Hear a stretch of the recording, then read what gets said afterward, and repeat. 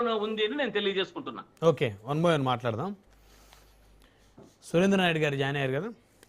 Good evening అండి సురేంద్ర నాయుడు గారు. నమస్తే సార్. నమస్తే సార్ బ్రహ్మనాయుడు గారు. కాదు, ఈ సర్వేలు చూసారా?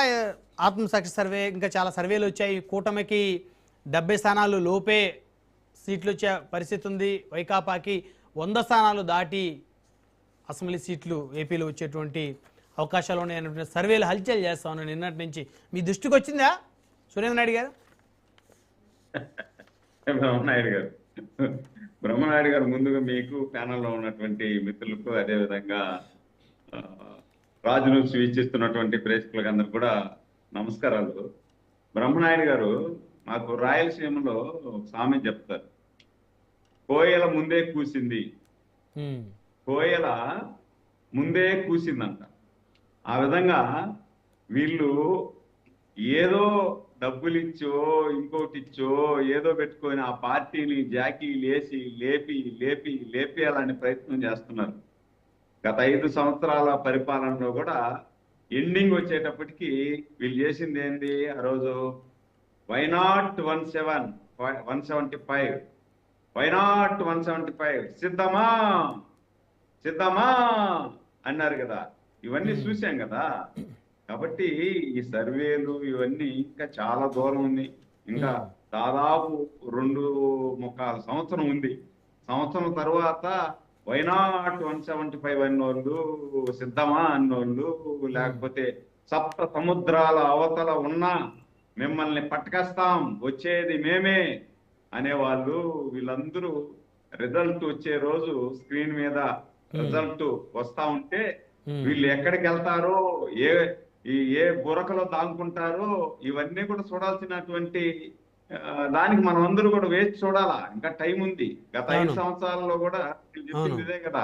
కూడా అని ఒక మాట అన్నాడు కూడా, 11 దాకా టీవీల ముందర చూస్తా ఉంటారు, 11 దాటితే టీవీలో స్క్రోలింగ్ చూస్తానే కౌంటింగ్ హాల్ నుండి పారిపోయి పరిగెత్తే వాళ్ళని మనం చూస్తాం.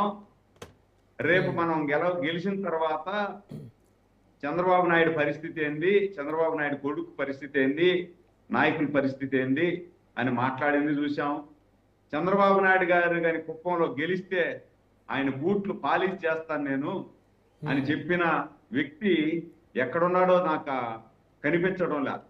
బూటుకు పాలిష్ చేసేదానికి పాలిష్ లేదా, లేకపోతే ఏమన్నా లేకపోతే నేను కొనిస్తా, స్పాన్సర్ చేస్తా, ఆయన వచ్చి పాలిష్ చేస్తానంటే చంద్రబాబు నాయుడు బూట్లకి. కాబట్టి ఇవన్నీ డైలాగులు సరిపోతాయి. ఎందుకంటే ప్రజలు గత 5 సంవత్సరాల పరిపాలన చూసి విసిగి వేసారి వీళ్ళు పాదయాత్ర చేసేటప్పుడు నేను అధికారం లేకొస్తానే మద్య నిషేధం చేస్తా, నా అక్కలారా నా చెల్లెళ్ళారా అని చెప్పి కనపడిచిన ప్రతి మహిళను దగ్గరికి లాగి ముద్దులు పెట్టి బొగ్గల నిమిరి నెత్తిన చేయిబెట్టి ఇవన్నీ చేసి అధికారంలోకి వచ్చిన తర్వాత ఎవరి బొగ్గలైతే నిమిరాడో, ఎవరికైతే ముద్దులు పెట్టాడో, ఎవరి నెత్తినైతే చేయి పెట్టాడో వాళ్ళ నెత్తిన పిడి గుద్దులు గుద్ది గుద్ది గుద్ది 5 సంవత్సరాలు దాదాపు నా అక్క చెల్లెలు 40 సంవత్సరాల వయసు, సగటు 40 సంవత్సరాలు ఉండేటువంటి వయసు ఉండేటువంటి నా అక్క చెల్లెల్ని దాదాపు 40,000 మంది పసుపు కుంకాలు తుడిపేశారు సార్. వీళ్ళు నాసిరకం మద్యం అమ్మి నేను అధికారంలోకి వస్తానే మద్య నిషేధం చేస్తానన్నాడు. మాట తప్పడు, మడమ తిప్పడు, ఒకే మాట ఒకే బాట ఒకే బాణం అనేటువంటి జగన్మోహన్ రెడ్డి గారి గొప్పతనం కల్లారా చూసాం సార్. గత 5 సంవత్సరాలలో అధికారంలోకి వచ్చిన వెంటనే మద్య నిషేధం అన్నాడు. అదే మద్య నిషేధం చెప్పి అధికారంలోకి వచ్చి దాన్నే ఆదాయ వనరుగా చేసుకొని అది కూడా ఏంది నాసిరకం మద్యాన్ని తాపించి యాసిడ్ దాపించి చంపేశా దాదాపు 40,000 మందిని. ఇంకా చాలా మంది లివర్ ఫెయిల్ అయిపోయిన వాళ్ళు, నరాలు ఫెయిల్ అయిపోయిన వాళ్ళు మంచానికే పరిమితం అయినారు. ఈరోజు మేము వార్డులలోకి పోతే మేము ఇచ్చిన మాట కట్టుబడి 4,000 రూపాయలు, 6,000 రూపాయలు, 10,000 రూపాయలు, 15,000 రూపాయలు అంటే మంచానికే పరిమితమైనటువంటి వాళ్ళకి, డయాలిసిస్ పేషెంట్లకి 15,000 రూపాయలు కదా. చాలా మంది అప్లికేషన్లు పెట్టుకుంటున్నారు సార్. నేను లేలేకపోతున్నాను, నాకు లివర్ ఫెయిల్ అయిపోయింది, గత 5 సంవత్సరాల్లో నేను ఈ నాసిరకం మద్యం తాగి నాకు పింఛన్ ఇప్పించండి, 15,000 మహానుభావుడు ఇస్తున్నాడు, నాకు డయాలసిస్ కన్నా పనికొస్తాయి, మాత్రలకు పనికొస్తాయి, మందులకు పనికొస్తాయి అంటున్నారు చాలా మంది. ఇవన్నీ చూసాం కదా మనము. ఇవన్నీ చూసి మాట తప్పను, మడవ తిప్పను. ఎక్కడ పోయింది మాట, ఎక్కడ పోయినాడు మడవ తిప్పడం? సరే అవన్నీ కాదు, సర్వేల గురించి చెప్పండి సురేంద్ర నాయుడు గారు. అదే సార్, అదే నేను కూడా అదే చెప్తున్నా. ఇప్పుడు మా సోదరుడు చెప్తున్నాడు, సర్వేలు వచ్చాయి, అవి వచ్చాయి, ఇవి వచ్చాయి, మేము రాబోతున్నాం. ఎట్లా వస్తారు సార్? ఏ ముఖం పెట్టుకొని ఓట్లు అడిగేదానికి వెళ్తారు సార్ వీళ్ళ? ఎట్లా ఓట్లు వేస్తారని సార్? పోలవరాన్ని కట్టారనే చెప్పలేక నాయుడన్నకు చెప్పలేక సోదరా వినండి సోదరా, వినండి సోదరా, ప్లీజ్ వినండి సోదరా. నువ్వంటే నాకు ప్రేమ ఎక్కువ. ఇప్పుడు పోలవరాన్ని ముంచేశాడని చెప్పి ఓట్లు వేస్తారా వీళ్ళకి?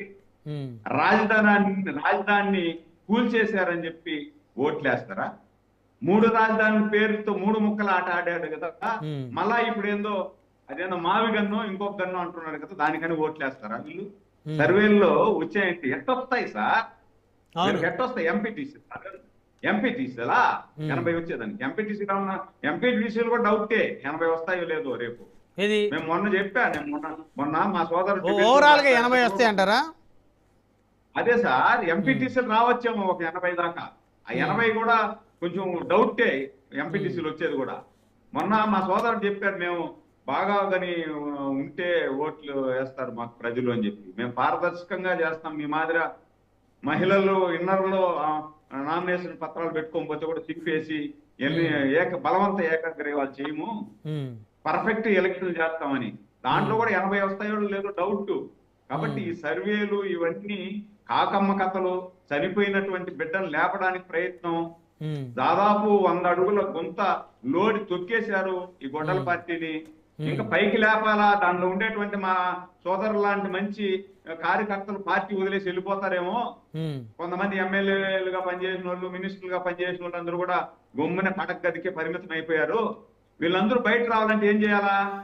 ఈ సర్వేల పేరుతో మనం వచ్చేస్తున్నాం అని చెప్పి మేకపోతు గాంభీర్యాన్ని ప్రదర్శించాలా? గత 5 సంవత్సరాలు చేసింది అదే కదా. నివురు గప్పిన నిప్పులాగా ఉన్నారు ప్రజలు.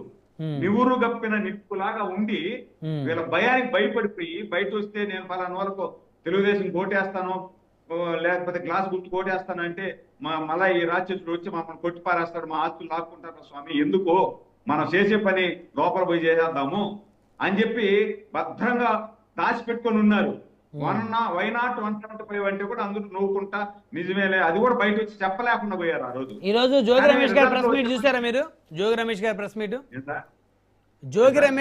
మీట్ చూసారా? చూశాను సార్, చూశాను. ఇప్పుడు పని కట్టుకొని కావాలని తెలుగుదేశం ఐటీడీపీ జోగి రమేష్ కుటుంబాన్ని టార్గెట్ చేసినా ఆయన చాలా ఆవేదనతో మాట్లాడారు. అక్కడికే వస్తున్నాడు సార్. ఇప్పుడు జోగి రమేష్ గారిని టార్గెట్ చేయడానికి మాకు ఏం అవసరం సార్? వాళ్ళ కోడలే ఆయన్ను బజారు మీద నిలబెట్టేసింది. అన్నా, వాళ్ళ కోడలు గురించి మాట్లాడలే. అది వ్యక్తి అన్నా